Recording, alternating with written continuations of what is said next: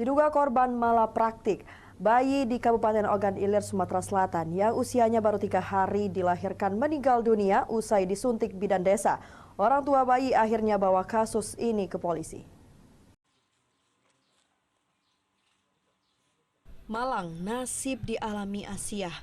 Warga desa Belanti, Kecamatan Tanjung Raja, Kabupaten Ogan Ilir, Sumatera Selatan harus menerima kenyataan pahit.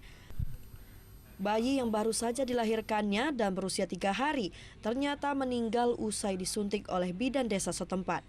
Di mana saat bayinya berumur 3 hari, bidan desa datang untuk mengambil sampel darah dengan menyuntik bayinya di bagian tumit.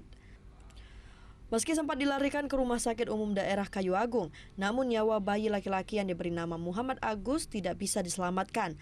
Bahkan di telapak kaki bayi tersebut terdapat memar biru bekas suntikan bidan desa. Tidak terima anaknya meninggal dunia, kedua orang tua sang bayi pun menempuh jalur hukum. Ditemani keluarga lainnya, orang tua melaporkan kejadian yang menimpa buah hatinya ke Mapolres Ogan Ilir untuk meminta keadilan mengusut tuntas kematian bayinya. Meninggalnya pas jam 3. Di rumah sakit. Di rumah sakit. Apa kata rumah sakit? Meninggal gara-gara apa? Katanya gara makanan apa yang itu dimakannya. Padahal dia cuma nggak ASI.